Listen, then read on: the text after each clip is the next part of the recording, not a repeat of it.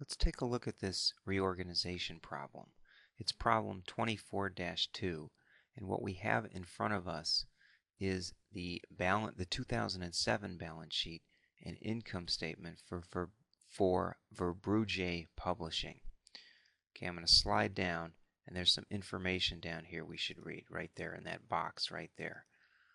Okay, so Verbrugge and its creditors have agreed upon a voluntary reorganization plan. In this plan, each share of the $6 preferred, that's their stock, preferred stock, will be exchanged for one share of $2.40 preferred with a par value of $37.50. So that's $37.50 plus one 8% subordinated income debenture, that's a bond, with a par value of $75. The $10.50 preferred issue will be retired in cash. All right, let's tackle part A first, which says construct the pro forma balance sheet assuming that reorganization takes place and show the new preferred stock at its par value. Okay, now what I want to do is jump back over here, and what I did is I started out with preparing the pro forma balance sheet and pro forma income statement exactly as it's provided up top here. So we should have 336,000, or excuse me, 336 million in assets just to the left of my mouse. 336 million of claims, that would be liabilities and owner's equity, stockholders' equity, and income available to common shareholders of 5.7 million. So when we flip on the second tab where I'm working this, you see that we do have the 336 and down below the 5.7. Okay, well they've asked us to do the pro forma balance sheet first, so we've got to look at it and we have to say, well, what changes? Well, one thing we know is that the $10.50 per share preferred stock goes away. So that $10.50, that $9 million will go away. So the first thing I want to do is delete that, but it will take $9 million of cash to make that go away. So what I will do is change this formula to say equal 168 minus 9. Okay, so now we're still in balance and we've taken care of the elimination of the $10.50 preferred stock outstanding.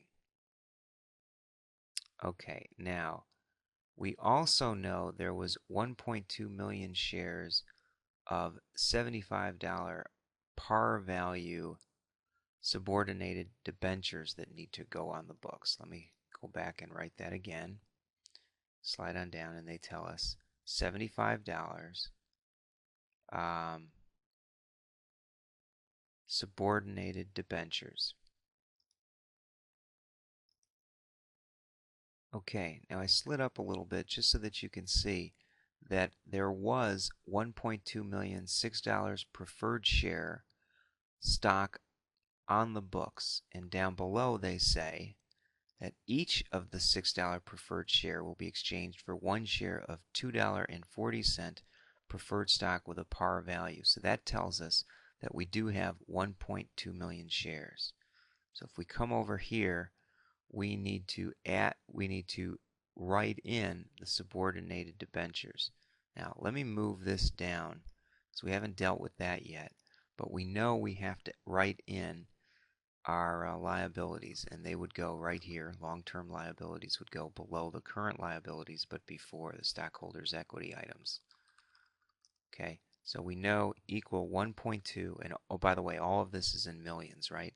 So 1.2 million times, was it $75 par value? I think that gets us our 90 million. Yeah, let me just format this. And there's where we're writing in our subordinated debentures of 90 million. Okay, then the preferred stock goes away and it gets replaced with something else. Down below it says the preferred stock is exchanged for one share of $2.40 preferred with a par value of 37.50 plus the 8% subordinated income. So now I've got 240 times $1,000,002. And let me rewrite what this is. It becomes $2.40 preferred stock. It's 37.50 par value. And we know there's 1,000,002 shares because it's a 1-for-1 exchange. Oh, and let me actually write the word shares in here. And so if we calculate that, it would equal 1.2 million shares. All of this is in millions, so we just need to enter 1.2 times 37.50.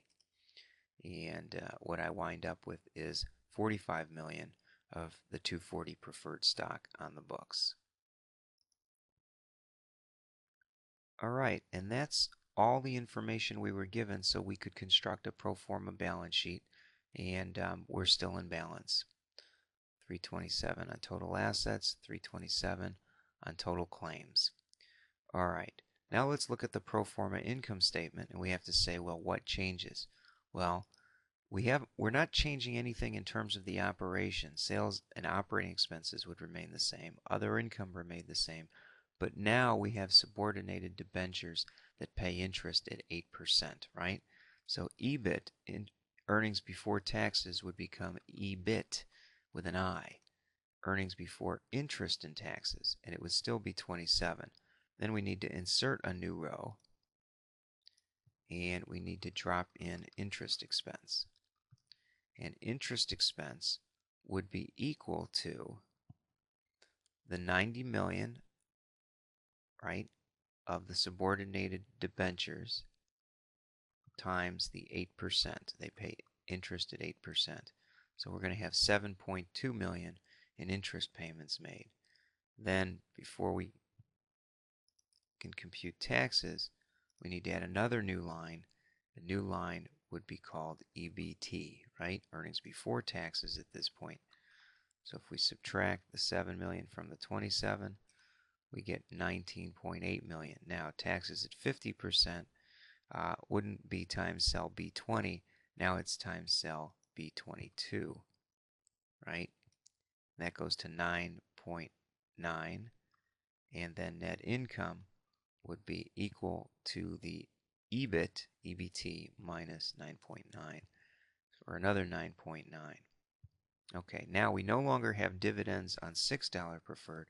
We have dividends on the 240 preferred, and those dividends would be equal to the 1.2 million shares times the $2.40 per share preferred dividend that they're expected to get. And the dividends on the 10.50 completely goes away. So I think I can delete that. And then we simply subtract.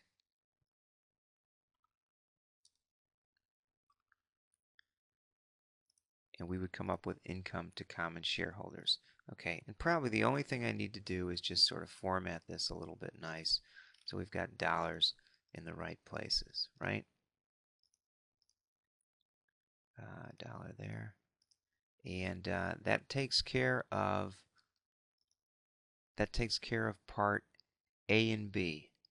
Next we'll tackle part C.